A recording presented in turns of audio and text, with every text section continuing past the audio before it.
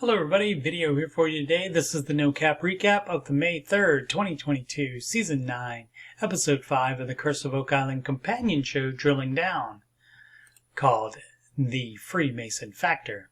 If you missed my recap of Episode 4 of the companion show, there's a link to it in the upper right. Let's get into it. There's an island in the North Atlantic where people have been looking for an incredible treasure for 227 years. The episode starts in the swamp, and Rick Lagina says the reason he became interested in the swamp is surveyor and Oak Island landowner Fred Nolan. In 1969, Fred noticed the relatively perfect triangle shape of the swamp and was convinced that it was a big part of the Oak Island story. He drained the swamp and recovered several pieces of a large sailing vessel. He believed that the swamp was created to hide the wreck of a ship and perhaps much more. He would later find the megalithic rock formation that stretches across the swamp, known as Nolan's Cross.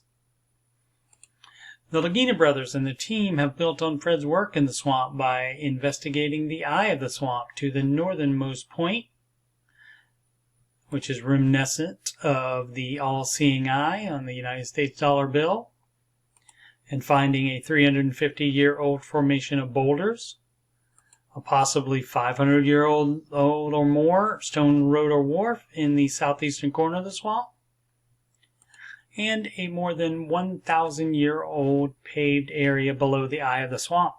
The team believes that this much human manipulation would have had to have been done by a large group of people in a concerted effort, and possibly over many different years.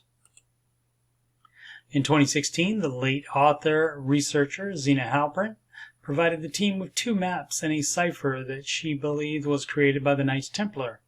One map was dated 1347, the other 1179, which was around the time the paved area was created. One of the documents had a mention that the Templar voyage to the northeastern part of America took place between 1178 and 1180, and they made landfall on an island of oaks. She believed that it would all connected to gold. The Knights Templar story is interwoven with Freemasonry, and there have been many Freemason symbols found on Oak Island, including the ones on the 90-foot stone, the HO stone, the dot in a circle means gold, and the G stone. Some believe the G stands for geometry, while others believe it stands for God, the grand architect of the universe. Freemasons have been associated with the Oak Island mystery since the beginning. 1795 money pit discoverer Daniel McGinnis became a Freemason, and other Freemasons that have led treasure searches on the island include eventual U.S. President Franklin Delano Roosevelt, who put the all-seeing eye on the dollar bill, and M.R. Chappell, pictured here. The all-seeing eye is an iconic Freemason symbol.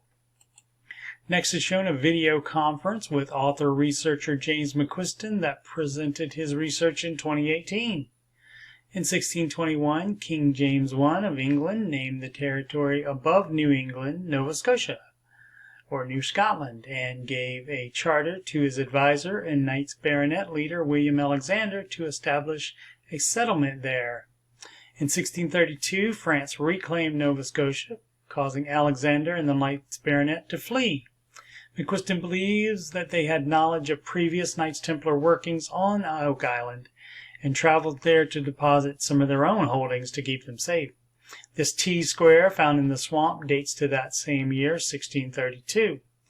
Wood found in borehole D2 in the money pit, along with a fragment of metal with gold content, carbon dated 1488 to 1650. King James I would eventually sign a treaty with France that gave them Nova Scotia.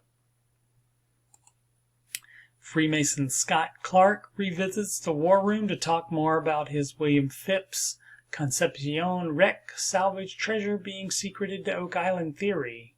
Phipp's assistant was American Freemason Andrew Belcher, pictured here. Phipps delivered a lot of salvaged treasure back to England, but it was many tons less than expected. In 2016, during a research trip to France, Rick Lagina and his nephews Alex and Peter learned of this Templar painting in which the knight's shield matches one of the symbols on the HO stone. Scott has since discovered that almost half of Oak Island was owned by Freemasons before the discovery of the money pit in 1795. Scott and Oak Island historian and researcher Charles Barkhouse, who is also a high-ranking Freemason, invite Monty Blake and Jack Bagley to visit a lodge 10 miles away from Oak Island. It's the same lodge many of those former landowners were members of. We're shown the Masonic apron of one of the first landowners on Oak Island. It's formerly the property of Alexander Patillo, born in Aberdeen, Scotland, 1743, settled at Chester, 1783, 40 years old. A founder of Chester Lodge, number 9, 1784 to 1808, and he died December 31st, 1833. 90 years old.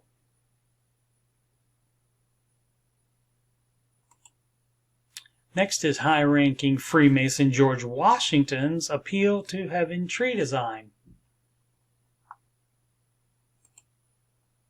which is engraved on a rock on the northern shore where the HO stone was also found. This barrier and slipway on the right side dated to 1769 and 1771 respectively. Those were found in 2018.